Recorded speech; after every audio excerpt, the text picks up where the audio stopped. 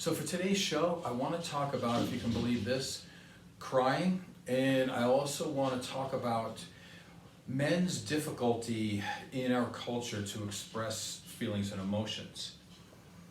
So right at the top, I want to do some self-disclosure before we get to the actual information, because I am a 55-year-old man, so obviously the way I was raised is going to be a little bit different than the way some other people in these other generations are being raised.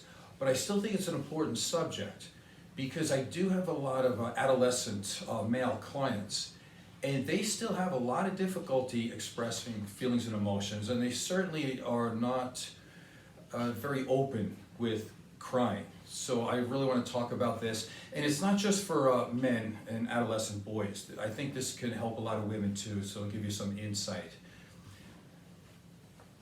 So let me start with this. I am probably the epitome of that type of man that has gone through life with the, I was taught never to cry. I was taught never to have actual feelings and emotions. And this started off obviously when I was very young. From my father, not from my mother, by the way. But let me tell you how it's encouraged. Because when I did sports, and I started off very young, about 8 years old, when you don't have feelings and emotions and you don't react to physical pain, it's actually very advantageous because you can deal with adverse situations and challenges and you don't have to worry about it. So I was more worried about the skill level, and I never had to hold back because of a pain level. And this didn't start that way. This is something you work on from when you're very, very young. And I could name so many things that I've done over the years. I mean, I've won a bodybuilding, actually I won the state championships here in 2006. And I was able to compete as a bodybuilder and train as a bodybuilder and win the championship, but I actually couldn't walk the few steps to get up on stage one step at a time because I needed to have my hip replaced. And then after I had my hip replaced, I won 3 or 4 more other shows. So obviously, you know, pain is an insignificant thing to me. So you might ask, do I still do this today? I find it to be interesting. This week, now I live in Las Vegas, it's about 110 degrees now every day. And this last week, I went out to the mailbox twice. Both times was about 5 o'clock, so it was about the heat of the day. It was really, really hot. And what I did was I took off my shoes and I took off my socks. And I focused on the mailbox, and what I did is that I went barefoot on the blacktop walking down the street towards it, because I still think that there's a lot of value in not just men, but in human beings that are trying to accomplish things in life, that they can focus on things and not worry about the little things. So the more I focused on the mailbox, the less I felt on my feet. But, you know, like I said, it's 110 degrees. I have no idea what the blacktop was. But anyway, I decided, I did it once during the beginning of the week, and I thought, yeah, this is pretty good. I can do it again. And it's because I don't want to start to become a wimpy kind of guy. I still think there's a lot of value in being strong and powerful. So yes, I still do things on a regular basis, and yes, I still work out every day. So that's part of it. So let me just end that, because I could name 1,000 things there. From a psychological point of view, I believe, especially if you are in a situation where you're trying to be successful, or if you were born into a situation like I was, where my family was basically poor, but I lived on Long Island, where I think 9 out of the top 50 most expensive zip codes are on Long Island. So I was a poor guy in where everybody else around me was pretty well-to-do, let's say. So from a very young age, I understood that I needed to be psychologically tough. I didn't want to spend any money on alcohol. Why? Because it's money. I could better use it for something else. And every time I thought my brain was in a different place, it would take me away from learning or from being a decent guy. So I was psychologically, had the ability to say no all the time. I could watch people eat pizza, and I had no money in my pocket, and I didn't feel like I was overly hungry if I was missing anything. and it goes on. So I think if you're in a situation where you're going to have to do extra work or to be able to take away things from your life and deal with discomfort, I think being able to handle that is a very strong thing to do, and sometimes, unfortunately, you have to do it. Now, I know in America we're told this lie that there's a lot of economic mobility. In other words, it's pretty easy to move from the poor class to middle class or to rich. That's not true. That's the lie that they tell you. The United States is not even ranked in the top 10 in terms of economic mobility. We're somewhere around 13, 14, 15, depending on which data you're looking at. What's really true is that if you're born into a poor family, you're not going to eat as well. You don't have the academic access that other people have. I wanted to be a bodybuilder. I did it off of 6 or 7 to 8 slices of white bread per day and 2 to 3 small cans of tuna, whereas everybody else was able to eat steak and chicken and fish and turkey and all the things. So it just makes you have to work harder because you know that you don't have the tools that they have. Going back to the economics, the data is very clear on this. It takes about 5 generations for a person to move from the poor class up until even just the middle class, not to rich. Unless, of course, you get lucky or something extraordinary happens. But let's just go by the average. So knowing that, if you are born in a situation that's less than ideal, you better be psychologically strong. You better not whine, cry, and complain about your life. You better just do the job. I can tell you when I first started my business in Las Vegas in 1990, I went from 1990 to the year 2000, and I had, a couple of days off here and there, don't get me wrong. But for the first 10 years of my business, I was on call 24 hours a day, 7 days a week. Not great for a relationship, but it's definitely good to start getting it going because most of the people I knew already have their college education paid for, and once that happens, instead of spending $150,000 on the education, they could throw that into buying a house, which my first house cost me $168,000. So that'll give you a clue as to what kind of stuff you have to go through to completely ignore the discomfort in the world if you want to get somewhere, if you were born into that situation. So now you might be thinking, here's a guy who's an absolute robot that has no feelings. But I'm wearing a shirt today that says, Hulk, be your own hero. One of the reasons why I love the Incredible Hulk is because he got bigger and bigger depending on the challenge. If the challenge was bigger than him, he rose above that challenge. And if there was another challenge even bigger than that, then he would rise above that challenge. So what's the cure? What's the cure for the Hulk that was outraged and terrifying and angry? Can you beat him? No. Not with violence, not with anger, not with trying to put him down, not trying to stuff him into a corner. It's a hug. And that's from the comic book, and that's from one of the movies. How do you dismantle and make sure that the Hulk becomes small and manageable again? It's a hug, because he's not being challenged, and he knows that the other person is trying to love him and not hurt him. So if you're in a situation where this world, or you're in an environment where you're being hurt all the time, or you're not getting what your just due is, and don't fool yourself. If you have a job, trust me on this, there's somebody else who has a job who's trying to figure out a way to cut corners. And they're trying to make your job to where either you get fired, or they're not trying to give you a raise, or they're trying to make some robot or computer take over your job so they can fire you. So there is somebody at the business that you're at whose purpose is to make sure you don't get paid. Because that's part of what capitalism is. It's they get the money and they try to manipulate and exploit other people. So if you feel like you're being exploited, you're going to have to rise above that. So again, before we think that I'm just a robot, there's another part to this, right? So we have physical, we have psychological, but we also have the emotional part. And the emotional part is the part that's real. And that's the part that is not reserved for the world and doesn't fight the world. It's the part that is actually who you really are. And so who am I really? Well, I can tell you this, which is kind of funny because so many men get this confused. They'll say the world, I'm not allowed to cry. I'm not allowed to have feelings and emotions. And I can tell you, some of my favorite movies is The Notebook. I love every version of Romeo and Juliet. I love Wuthering Heights. A long time ago, when I used to rent the DVDs from Netflix, what would always come back is they would send me, you might like these videos instead. And the number one types of shows that I like were called Unrequited Love.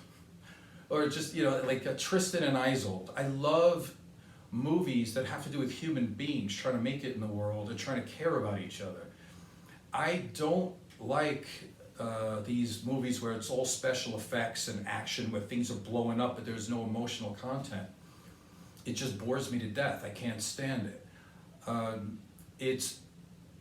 It's pretty easy for me to be on the verge of tears all the time, especially the way people get treated in this world. Over and over again, I see it. Man's inhumanity to man is the worst thing I can think of. When you see the abuse that animals get too, it doesn't take me much to watch a video and it drives me to tears. I had a friend a while, actually I still have her as a friend. I don't want to mention her by name because we haven't talked about me mentioning her name on the air. But she's an artist, and I was asking her about, when was the last time she cried? And she said, well, when you're an artist and you see the world as it is, you're on the verge of tears all the time. And I agree with that. I mean, she's allowed to have her own opinion, but I also feel that way, let me say. And so there you go. I have to put up a certain way to get along physically if I'm going to be an athlete. I need to be a certain way to get along in this world if I'm going to be financially successful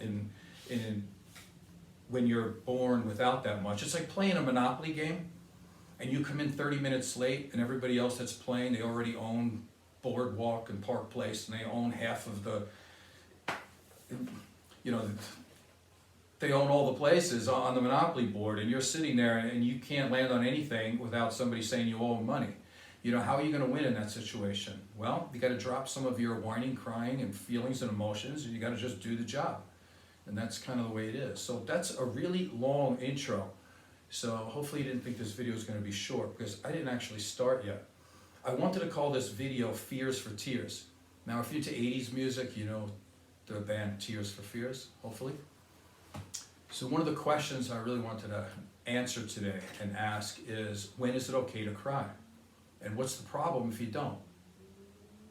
I think about this a lot, not just for me, but now that I'm a therapist, I think about this all the time. Here's the problem.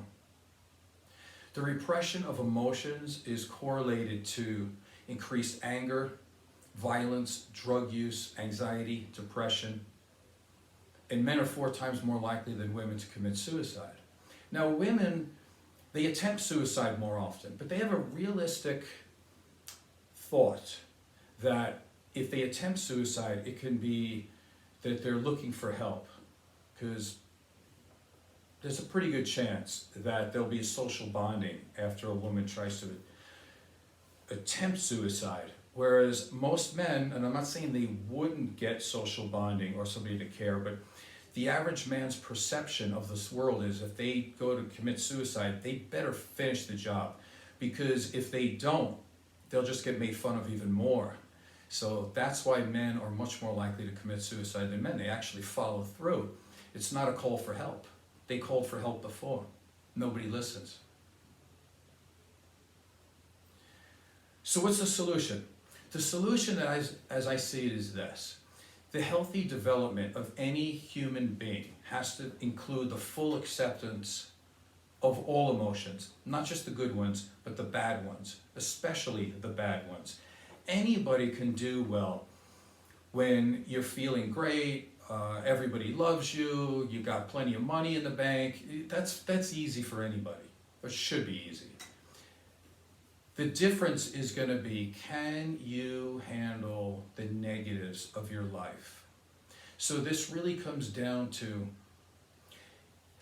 can you handle your emotions in a constructive way or a destructive way? Because there's no doubt about it, and the data shows this, if you handle your emotions in a destructive way, there's a pretty good chance you're going to hurt somebody else or kill somebody else or hurt or kill yourself. And that's what the data says, and I don't have to tell you that, you already know. So men do feel like they can't cry or show emotions. That part is a fact. Most men are like that. Because supposedly only boys cry and only women cry. But let's check this out. I'm a guy who likes data. I like evidence. What does the data say? Well, unfortunately, it seems like it's right. The data since the 1980s tells us that women cry for a longer amount of time than men, and they cry 4 times as much. But that's not the whole story. Newborn babies, male or female, cry at the same rate.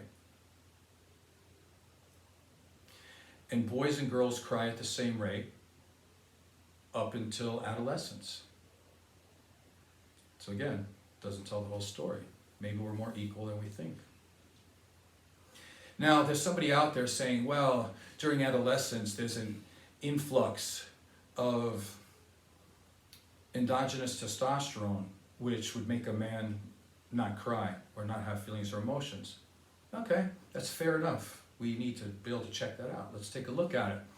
Is it testosterone that causes a man not to cry anymore?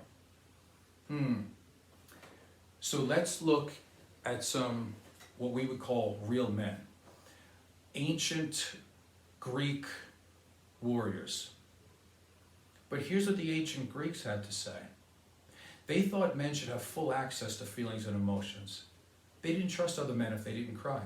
They thought men were manly if they cried in public, because you were allowed to show who you are. You would be inauthentic, and you would be considered to be real.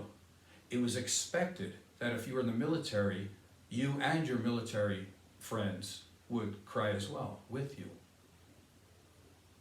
Let's take the Roman warriors.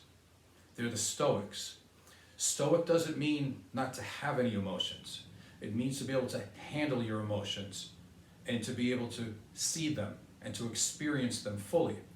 So yes, Roman warriors cried together. It was expected that real men cried, especially in public. If you had to leave to cry by yourself, they thought you were kind of, by today's terms, were wimpy. Let's take the samurai warriors. They were very emotional. They cried as well. Let's take a look at the Bible. The shortest verse in the Bible, 2 words. Jesus wept. You don't really need to know more than that. Although, I'll tell you more than that. There's 3 other times that Jesus is mentioned as crying in the Bible, and none of it is meant to be negative, obviously. Throughout history, there's been a ton of nonfiction and fiction literary works that do point to men being masculine by their ability to cry. As a matter of fact, I kind of got that word wrong. Real men don't cry, they weep, meaning it's more so. It means that it's from the eyes, real tears. That's what would separate a man from a boy. You can see this in the Iliad. You could see this in Shakespearean plays. It's in a ton of literary works. It's all the way through the Middle Ages, through the Renaissance era, the Enlightenment era. When did this stop? Interestingly enough, it kind of was starting to change around the time of the Industrial Revolution, when people were put into factories and they had to work on these factory lines, and they were being exploited for their work, and they didn't want feelings and emotions to get in the way because their boss had to make more money. And so here we have it. We start to have the ball of capitalism starts rolling. and people are thought of as money. And so feelings start to go out the window. But it was never, throughout the whole history of the world up until that point, it was never a feminine thing for a man to cry. So what's my conclusion? Here's my conclusion. Crying or not crying masquerades as gender specific, but it's not. What it really is, it's culturally conditioned and constructed. And right now we're living in a time that's actually getting better, by the way, but not when I was born. So luckily things are getting better now. But this whole thing about men having this thought that they can't cry is absolutely ridiculous. So I had a couple of questions that people were giving me during the week when I told them I was going to talk about this. And here's one of the questions. All right, Joe, if it's okay for men to cry, then why do women hate men who cry? All right, so this is an unfortunate belief that a lot of men have, because in my own experience, that's never been true. I don't know any woman that's ever been with a man that said, wow, I wish the guy I was with was a little, had no emotions. Typically, they end up talking with their friends. Why? Because the guy that they're with has no access to feelings and emotions, doesn't know how to listen, and doesn't know how to express himself. They actually wish you had more emotions and feelings. So that's totally not true. That's part of that is my own experience, anecdotal, but the data says it too. The data says that about 95% of women prefer a man who actually has access to feelings and emotions and appropriately cries. I guess the operative word is appropriate, right? So another question would be, what about the saying, big boys don't cry and don't cry over spilt milk? Well, here's the thing. If you're going to be successful in this world, you can't just cry to manipulate, and you can't cry to feel sorry for yourself. You have to cry to feel your emotions, but in the end, you have to get up and do the job. And not that many people want to be around somebody who just cries all the time and manipulates people. It's not, if you have somebody and they're going to cry because they're not allowed to, their parents don't buy them a PlayStation, right? Or nobody wants to see an adult man cry because he didn't get a raise. It's just, you got to get in there and do your job. So there's an appropriate crying, and there's some crying that is a little childish. But separate the two. Nobody's telling a man that you can't cry. That's a myth. It's just the right way and the right time, or the wrong way and the wrong time. So I want to finish up with this. This has been very influential in my life. I'm probably one of the world's biggest Who fans. And I'm very influenced by Peter Townshend's writing. And so I'd like to read this to you. And this is called A Man is a Man. I'm going to read the first part, and then I'm just going to tell you what I think it means to me. And then after that, I won't bother with it. I'm just going to read all the way through to the end.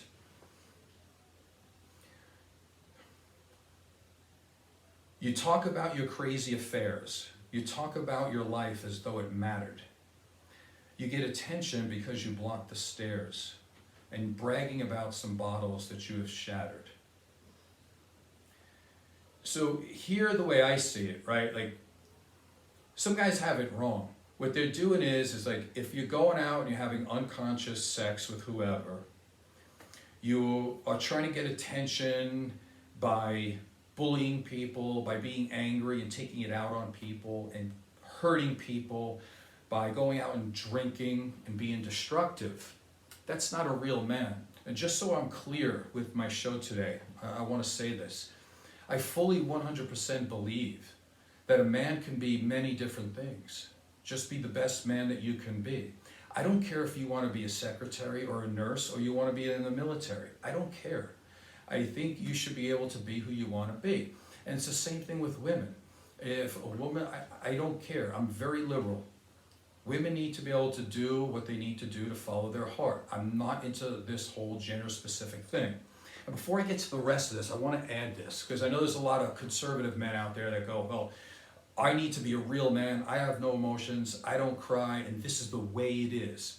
First of all, listen to the show again. I told you, The greatest men, warriors in the history of the world were all extremely masculine, but all cried. And let me tell you something else about those guys. They were bisexual as well. They didn't have this thing that they hated men who slept with another man. Nowadays, we're having this fake masculinity where you think you can make fun of somebody because they're different than you. Just because, and the only reason why you think people can do that is because you're in the majority. Listen, it's not a tough man move to make fun of the minority. It's really easy when you're the majority to act like you're tough. So stop it. You're not tougher than samurais, you're not tougher than the ancient Greeks, and you're not tougher than any of the ancient Roman warriors. You're not. And you're especially not if you're making fun of people that don't live the same lifestyle as you. A man or a woman could do anything in this life as long as I would say that they're not hurting anybody. So let me finish this song. Well, I met a man who really lives and who really does it all. But what really matters is the heart that he gives, and he makes your talk seem so small. When a man is a man, he does not act to a plan, and he doesn't have to perform like John Wayne in some B-feature flick. A man is a man when he can offer his hand, and he's not afraid of appearing insane if he's not strong enough to break a brick. I know a man who's a man. Can't you sometimes crack a smile? Do you think if you did, we would all run and tell? I know one day your big villain style will collapse as they turn the key in the door of your prison cell. I know a man who was once like you, but he opened up his heart.